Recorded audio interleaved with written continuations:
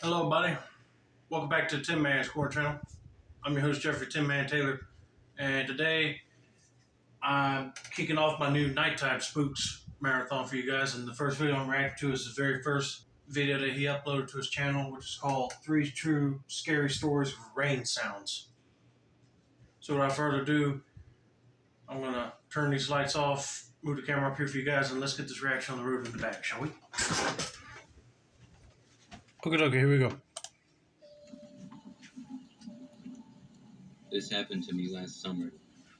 It was a Saturday, and I went to the state fair with some friends. Okay. It was a tradition for us to go every year. Because it was a weekend, I had to drive pretty far away from the fairgrounds to find a parking space. Cars lined every street for blocks, and all the parking lots were full. Eventually, I found a spot on a hill with one side of the street being woods going up another hill, and then train tracks, and the other side was an apartment complex. It was about a 20 to 25 minute walk to the fairgrounds, but it was free and I didn't mind walking, so I felt good about it.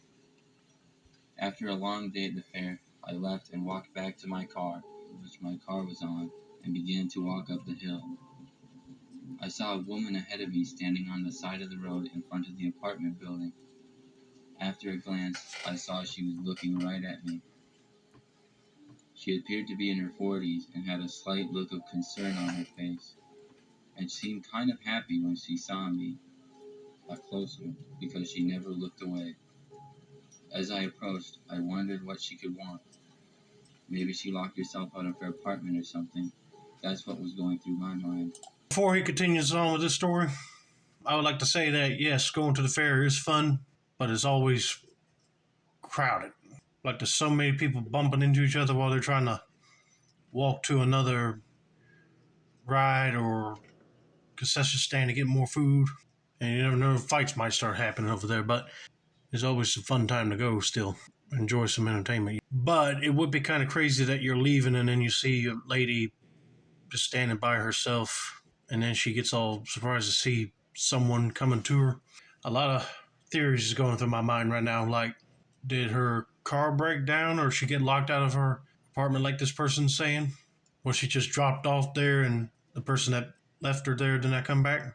Or is she up to something? I don't know. I don't want to jump ahead with any conclusions of my own, so let's just continue on with the story and see what happens next. Finally, she approached me and asked if I could help her with something. What is it? I asked. She said her car was acting strange and was wondering if I could take a look at it. She then pointed to her car, which was very average looking, and parked on the side of the road in front of the woods.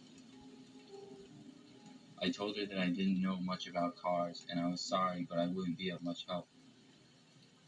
She then spoke louder and asked if I would please just take a look at it.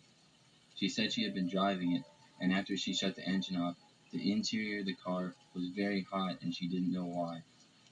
This set off a red flag in my head because it just seemed like a made-up problem to me. I got suspicious and looked at the car. The windows were tinted pretty dark, so I couldn't see inside, but I had an uneasy feeling, so I told the woman she should call a mechanic because I really didn't know anything about cars, and I had to get home. No, no, please, she said. Just look inside it real quick. Please, just take a quick look. This lady ain't gonna give up, ain't she?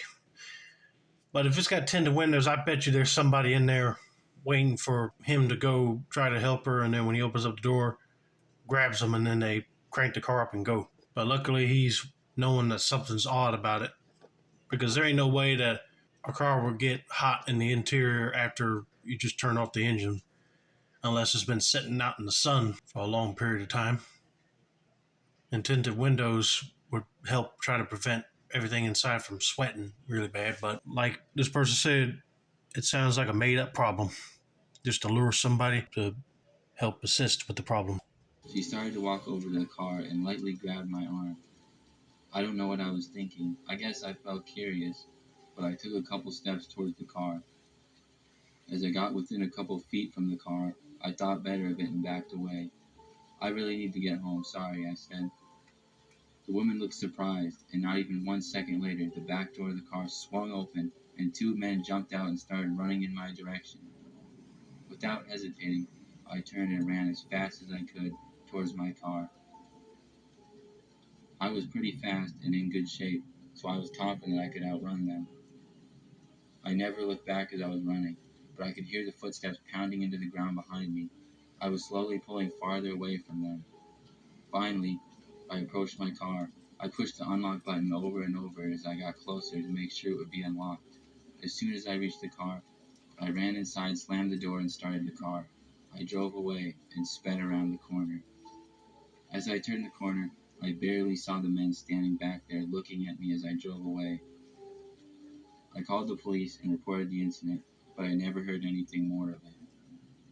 I'm just glad I got out of there when I did, because I don't know what might have happened had I gone in that car. You walked any closer to that car, them guys would have got out and grabbed you, and if you didn't comply, they would have knocked you out unconscious and kidnapped you.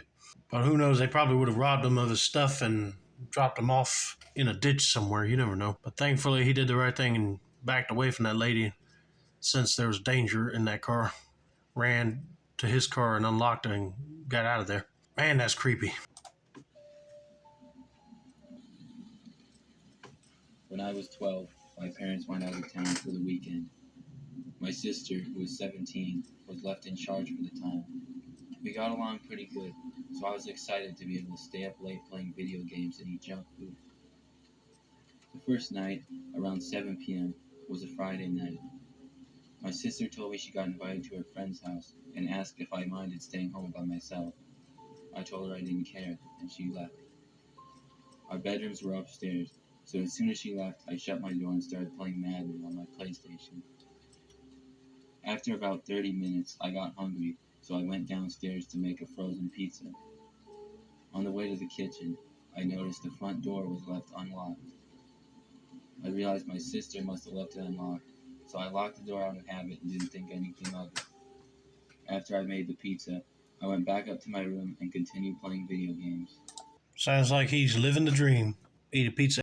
I mean, that's my go-to night snack or dinner is pizza. But I got a feeling that his sister did not unlock that door. It was probably somebody that broke in. But I don't know. Let's continue on and see what happens. A few hours later, I heard the front door open and shut. I guessed that my sister was home and I expected to hear her come up to her room. A few minutes went by and she didn't come upstairs. In fact, I didn't hear her moving around downstairs at all. So I went downstairs to get some more food and see where she was. When I got downstairs, the door was unlocked again and my sister was nowhere to be found. I looked around confused. I stepped out the door to see if my sister was outside for some reason, and just then I saw her car pulling into the driveway. My heart sank as I realized that wasn't my sister that I heard earlier. When I told her about the door, she started freaking out. After she got out of her car, I told her what was going on. She started freaking out and realized she had in fact forgot to lock the door when she left. We went in her car and called the police. They came and searched the house, but didn't find anyone. My parents came home the next morning, and I was very glad to see them. Nothing like that ever happened to me before, or has happened since, but it scares me to think that as I was cooking my pizza and playing video games, there was somebody most likely hiding in my house at the same time. Man, that is really creepy. He's right. You just imagine that you're either fixing a late night snack in the kitchen or you're in your room playing games and all of a sudden the door is unlocked. So somebody could have been watching him the entire time, but what would they have to gain just getting inside the house? Are they just a prowler just sneaking into people's houses just to see what they do, or were they trying to find some valuables to steal either that night or later when nobody was home? I don't know. But thankfully, that boy did the right thing and ran out to his sister when she got home. It also scares me to think what could have happened if my sister had got home just a little bit earlier when somebody was still in the house. That's also true. That guy probably would have either snuck up on him and kidnapped him or tied him up just so he wouldn't call the cops. But thank God that did not happen, and they're able to live out the rest of their lives now without another incident like this. I was walking in the woods one day. There's a path about a mile from my house that I occasionally run on. I'm an early bird, and I love to work out early in the morning. It was about 5 a.m., and it was still dark out, but I knew the sun would be rising soon. I was running in the woods, and about 15 minutes into the jog, I heard what sounded like someone running behind me. At first, I tried to ignore it, but eventually I looked over my shoulder and saw a man jogging behind me. He was about 10 feet back, and he looked to be in his 40s or 50s.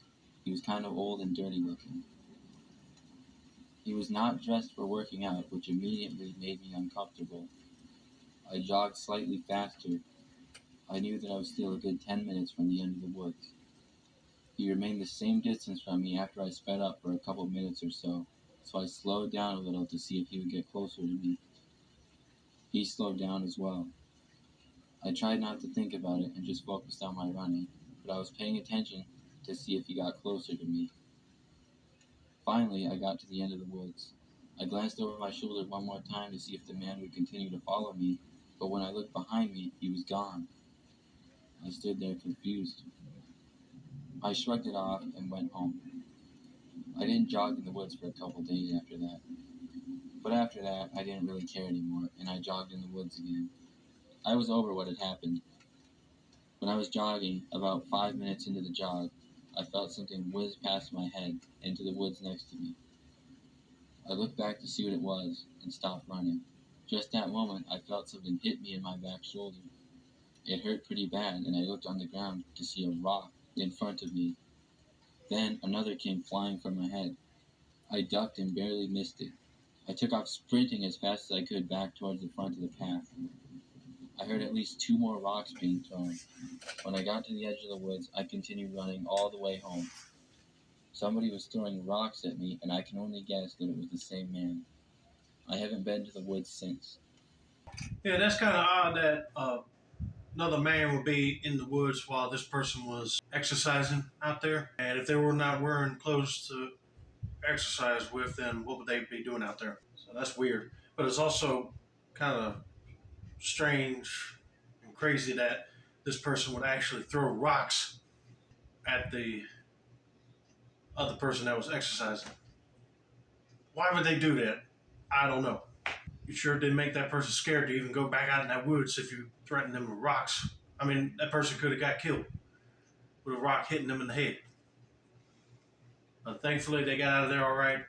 But anyway, I hope you guys enjoyed this video. Don't forget to like, subscribe, turn on post notifications for more nighttime spooks content like this. This has been another successful installment of the Tin Man's Quarter channel. I'm your host, Jeffrey Tin Man Taylor.